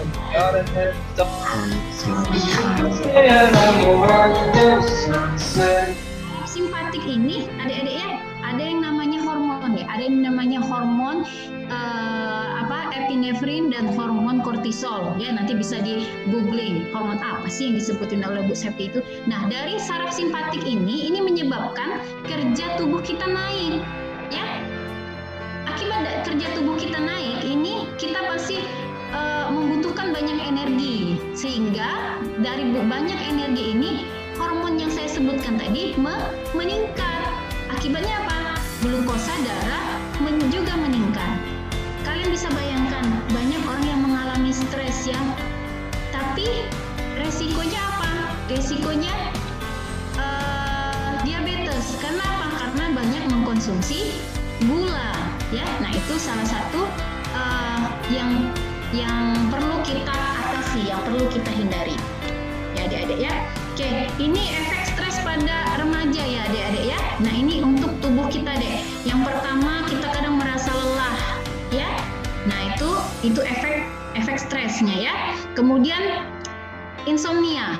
Nah, nih udah masuk nih materi kita. Mengalami kesulitan tidur. Kemudian kadang terasa sakit perut. Ya, kadang juga ada yang merasakan sakit kepala, ya. Nah, tadi yang stres tadi, makan berlebihan, overload, ya. Kemudian merasakan nyeri pada leher dan bahu. Nah, ini adik-adik ya, ini efek stres pada remaja, ya. Kemudian adik-adik ada lagi efek stres pada perasaan, ya. Nah, stres ini, ya. kalau tidak kita atasi, kita tidak manage dengan baik, ya ini bisa berdampak buruk buat adik-adik. Ya, nah di sini untuk pada perasaan, ya efeknya pada perasaan di sini terkadang ya kalian mengalami kesedihan, cemas, ya khawatir. Nah ini sudah ke arah stres ini, ya. Kemudian mudah marah, ya mudah kehilangan kesabaran, dan yang lebih yang kita takutkan ya itu sulit berkonsentrasi untuk belajar di sekolah. Nah, ya kita belum kalau dari Pak Menteri Nadiem kita sudah mau masuk tatap muka adik-adik ya. Jadi kayaknya sudah mau berkurang kita untuk belajar online. Tapi tidak menutup kemungkinan adik-adik ya. Jadi kalau yang sudah terlena dengan belajarnya online ya nanti siapa tahu juga ya akan ini tidak siap juga untuk di tatap muka ya, tapi janganlah ya, yang harapan kita adik-adik bisa menyesuaikan lah. Nah ternyata ya efek-efek inilah yang terjadi pada seorang remaja jika mengalami stres ya adik-adik ya. Oke, selanjutnya apa nih yang perlu kita lakukan? Artinya kita perlu mengendalikan diri kita nih. Kita perlu melakukan sesuatu hal agar kita tidak terkena stres, ya. Dengan stres tadi kan bisa mengalami insomnia nih, ya. Nah, apa yang bisa kita lakukan? Yang bisa kita lakukan yaitu dengan meningkatkan imunitas fisik. Ya. Nah, yang pertama makanan seimbang, ya. Jadi kita kalau dulu ada istilah makanlah 4 sehat 5 sempurna. Nah, kalau sekarang kita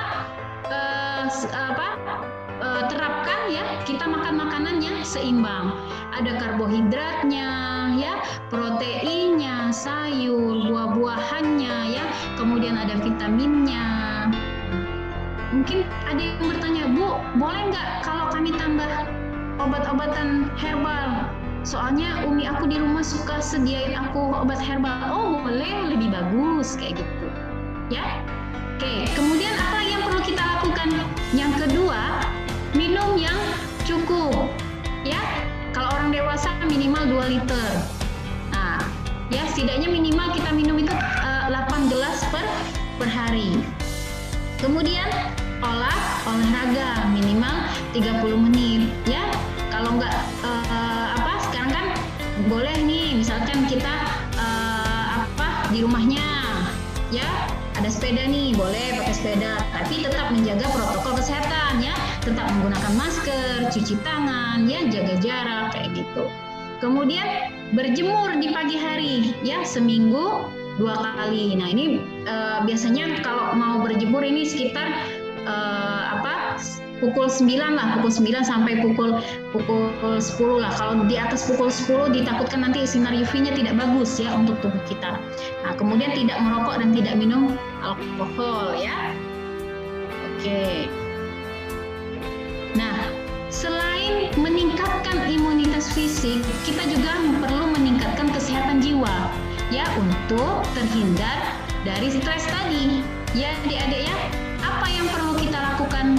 Nah, di sini yang perlu kita lakukan adalah emosinya harus positif. Apa sih emosi positif? Emosi positif itu, Bu? Emosi positif itu dengan kita merasa gembira, dengan kita merasa senang. Ya, misalkan kamu ini si Tata hobinya apa? Oh, aku hobinya masak nih. Nah, silakan lakukan masak. Ya, misalkan si Nyayu hobinya apa nih? Bu, aku hobinya baca komik. Gak apa-apa, ya. Silakan melakukan kegiatan atau aktivitas atau hobi yang kita sukai. Nah, tentu saja aktivitas ini bisa kita lakukan ya didampingi, yang lebih bagus lagi didampingi dengan keluarga. Kalaupun dengan teman tetap menjaga protokol kesehatan. Ya. Oke, itu yang pertama yang perlu kita lakukan. Kemudian yang kedua, berpikiran positif ya adik-adik ya. ya, jangan memikirkan hal yang negatif. Ya. Nah, apa di pikiran positif ini? Menjauhkan dari informasi hoax. Nah, jadi jangan suka lihat-lihat informasi yang bersifat hoax, ya. Jadi kita arahkan diri kita ke hal yang positif, ya. Pokoknya ciptakan hal-hal yang positif pada diri kita, ya. Kita yakin bahwa pandemi ini akan segera berakhir, akan segera teratasi, ya. Oke, kemudian yang ketiga, ya, hubungan sosial yang positif, memberi pujian, memberi harapan antar sesama. Jadi dengan kita memberikan pujian atau kita menanyakan kabar, ya, kita mengingatkan sesama teman kita, atau misalkan adik-adik ini di sini kan ada program ini enggak, biasa membangunkan sholat tahajud atau ada program mengingatkan sholat duha. Nah, itu boleh dilakukan. Jadi agar apa? Agar tercipta hubungan sosial yang positif, ya. Jangan di grupnya hanya bahas tentang permainan, ya, tapi hal-hal yang positif. Atau ada teman kita yang milad nih, yaumil milad nih, boleh nih kita kasih ucapan, ya, sekedar menghibur diri kita dan teman kita, ya, barakallahu fi umri, misalkan, boleh kayak gitu, ya. Jadi ciptakan hubungan sosial yang positif. Kemudian yang terakhir, ya, secara rutin itu tetap beribadah di rumah atau secara daring. Nah, jadi walaupun misalkan ada kajian-kajian nih, sekarang kan kalau kajian-kajian nih kita bisa lewat online, ya adik-adik, ya. Jadi tidak menghalangi kita untuk tetap beribadah dari rumah, adik, ya. Jadi selama masa pandemi ini kita tetap bisa melakukan aktivitas ibadah kita, ya, dari rumah. Oke, nah hal-hal itulah yang bisa kita lakukan untuk menghindari stres tadi, ya. Jadi kalau kita terhindar dari stres, insya Allah kita akan terhindar juga dari yang namanya insomnia, ya. Insya Allah kualitas tidur kita, ya, baik. Kalau kualitas tidur kita baik, ketika kita bangun juga enak, kita mau ngapain enak, kita mau melakukan aktivitas selanjutnya enak, ya. Oke, mungkin itu saja, ya, materi dari saya. Dan jangan lupa saya ingatkan lagi, ya, ingat pesan ibu, ya, tetap pakai masker, kemudian mencuci tangan, dan menjaga jarak, ya. Selalu ingat 3M ini. Oke, itu saja mungkin materi dari saya. Semoga bermanfaat. Saya mohon maaf jika ada salah kata, ya. Wabillahi taufiq wal hidayah. Wassalamualaikum warahmatullahi wabarakatuh. Waalaikumsalam warahmatullahi wabarakatuh. Nah, saya rekap sedikit, berarti yang harus kalian lakukan atau kita lakukan agar kita tidak mudah stres di masa pandemi ini, ada bisa menjaga keseimbangan fisik, ya, sama keseimbangan jiwa. Dari contoh keseimbangan fisik misalkan kalian harus mengonsumsi makanan yang seimbang, terus juga minum juga yang cukup. Biasanya kalau di rumah kalian bakal minum kalian cukup nggak, atau makanan kalian sudah seimbang belum? Kayaknya belum. Kayaknya belum. Nanti mulai dari sekarang sudah mulai paham, ya, untuk menjaga keseimbangan makanan, minum juga harus cukup, terus juga olahraga yang rutin sebisa mungkin. Dan juga berjemur di pagi hari, juga yang pasti tidak boleh merokok dan tidak boleh minum alkohol, ya. Untuk keseimbangan jiwanya, misalkan bisa melakukan aktivitas yang menyenangkan, biar kalian tetap berpikiran positif. Terus juga kalian kan sudah mulai menggunakan sosial media. Nah, jadi penggunaan sosial media juga harus cerdas, harus dipilah-pilah dulu juga apakah itu baik ataukah itu hanyalah menyebabkan kerusakan atau menjadi hoax gitu kan harus diseleksi juga ya. Jangan semua informasi di sosial media itu diterima atau ditangkap secara menyeluruh. Harus ditelaah juga apakah benar informasi di sosial media itu benar, apakah malah adalah sebuah kebohongan ya. Terus juga misal juga mempererat hubungan sosial antara teman, menanyakan sekedar kabar ataukah memberikan semangat sama teman-temannya yang sebentar lagi bakal bertemu kembali di sekolah, insya Allah semoga kita tetap sehat semua. Terus juga tetap harus meningkatkan ibadah ya. Oke, selanjutnya sebenarnya ini ada post-test. Setelah, untuk pertanyaan dengan Bu Septi boleh ditanyakan di chat grup. Langsung nanti dijawab sama Bu Septi. Atau kita masih ada waktu ya enggak ya Bu, Pak Arwan sama Bu Rara masih ada waktu nggak? Kita jawab dulu pertanyaan-pertanyaan sedikit dari yang sebelum-sebelumnya. Kita bahas sedikit. Boleh ya. Ada beberapa pertanyaan yang sudah masuk dan langsung ditanyakan kepada Bu Rara, Pak Arwan, dan Bu Septinya. Nanti dibahas sama Bu Rara atau Pak Arwan atau Bu Septi biar menjadi informasi juga untuk kalian semua ya. Kepada Bu Rara. Ya. Boleh dibahas. Oke, terima kasih Bu Farah. Jadi ada pertanyaan yang masuk langsung ke saya itu tadi pertanyaannya tentang boleh nggak kalau HP ditaruh di sebelah bantal. Tadi sudah dijelaskan pada saat materi, cuma mungkin belum jelas sepenuhnya ya. Saya terangkan lagi bahwa sebaiknya jika mau tidur ya nggak usah lagi pegang-pegang HP 2 jam sebelum tidur itu udah jauh-jauh sama HP ya, atau HP-nya di silent dimatikan. Karena kalau kita masih lihat HP 30 menit sebelum tidur, cahaya birunya itu yang ada dari layar HP itu masih masuk ke mata, dan itu cahaya birunya nanti akan menyebabkan terhambatnya pengeluaran hormon melatonin yang menyebabkan rasa kantuk. Jadi kalau kita sering lihat cahaya biru itu, jadi rasanya tuh kita pengen melek terus, nggak mau ngantuk, nggak bisa tidur ya. Terus kalau ditaruh di bantal, kalau bisa jangan, karena mencegah radiasi dari gelombang elektromagnetik yang dihasilkan dari HP itu sendiri. Ya, mungkin itu saja Bu Farah yang pertanyaan dari ke saya. Oke, terima kasih Bu Rara. Dari Pak Arwan, ada yang ingin dibahas dari pertanyaan adik-adik kita ini? Ya, baik. Terlalu dekat mungkin Pak Arwan, jadi echo suaranya. Oke, saya mohon maaf. Suara saya kedengaran?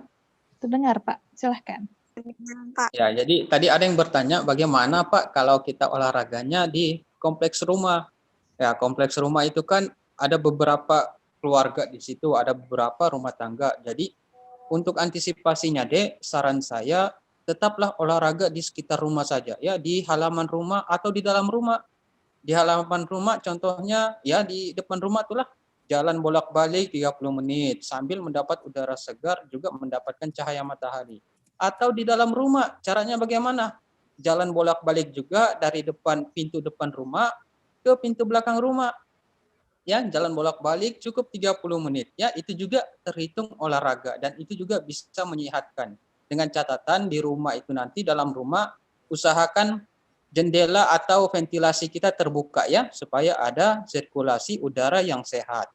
Ya adik-adik, jadi olahraga itu tidak harus di kompleks. Khawatirnya kalau ketemu dengan keluarga, kan kita kan tidak tahu ini mereka dapat penyakit atau tidak. Nah, baiknya kita mencegah. Ya adik-adik, kita mencegah, cukup kita olahraganya di depan rumah atau di dalam rumah. Ya, bisa tetap olahraga. Ya, demikian moderator. Oke, terima kasih ya Pak Arwan. Selanjutnya kita akan... Bu, ada satu lagi Bu Farah. Iya, silakan. Ya, tadi ada yang nanya, Ibu apakah komputer sama HP sama aja? Jadi ya sama ya, jadi layar HP, layar komputer, layar laptop, layar TV itu ya juga menghasilkan cahaya biru. Sebenarnya cahaya biru itu kalau pada siang hari itu bagus ya, terdapat pada matahari ya. Pada cahaya matahari dia memberikan perhatian dan mood ya, meningkatkan mood kita. Tapi kalau terlalu banyak apalagi pada saat malam hari, nah itu mengganggu kerja hormon melatonin. Jadi sebenarnya sama aja di komputer, laptop, HP. Pokoknya kalau dia sudah malam kalau bisa dikurangi, tapi kalau pada pagi hari nggak apa-apa. Jangan berlebihan aja. Baik, Pak. Kayak itu aja. Yang ingin bertanya langsung boleh kepada para narasumber. Langsung aja boleh di-unmute suaranya. Ya, boleh.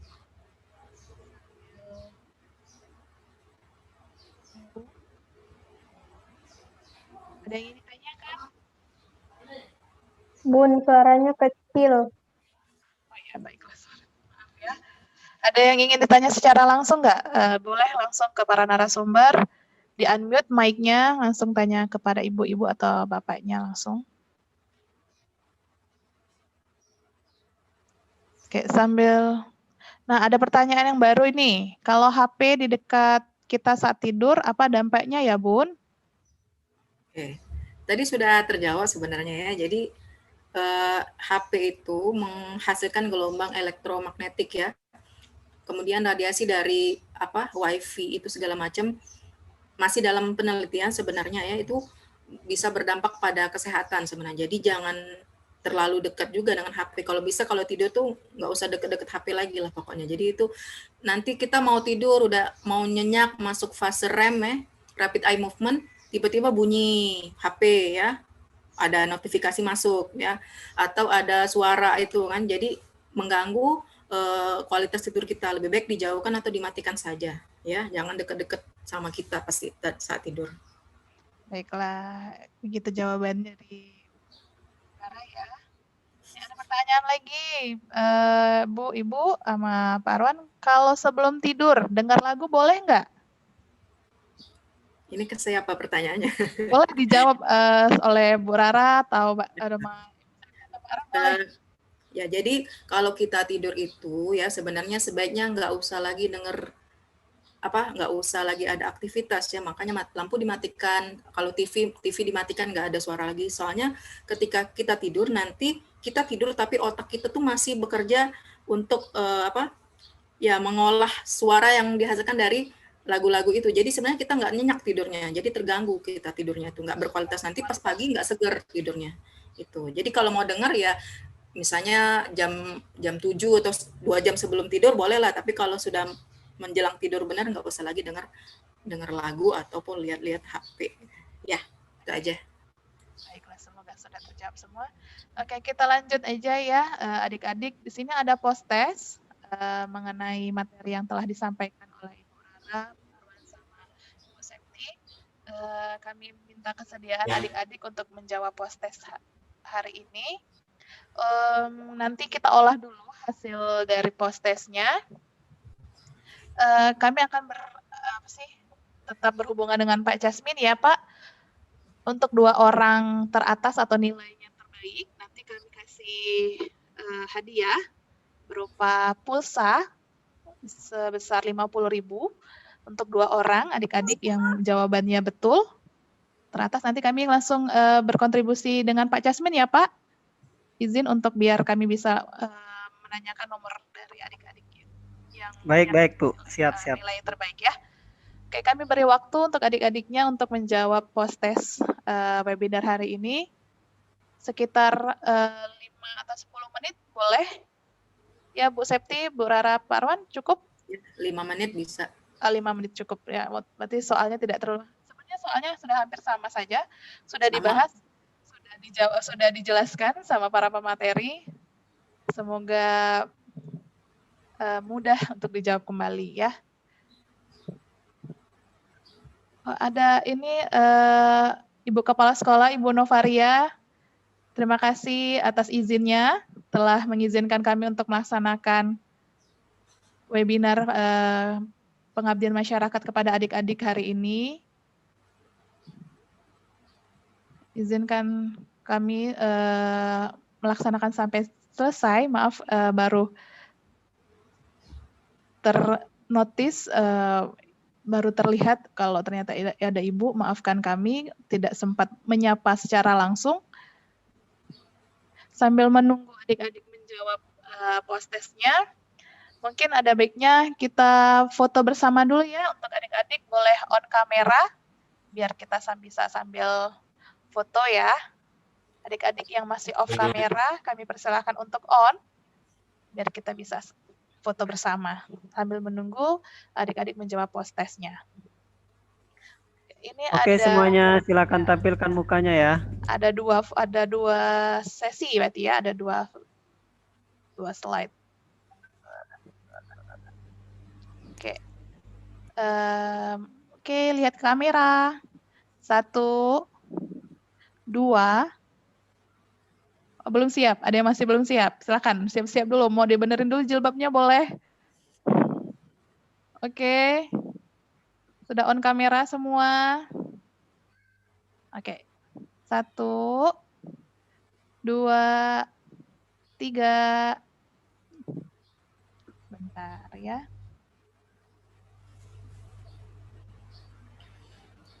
Sekali lagi. 1, 2, 3. Ya. Oke.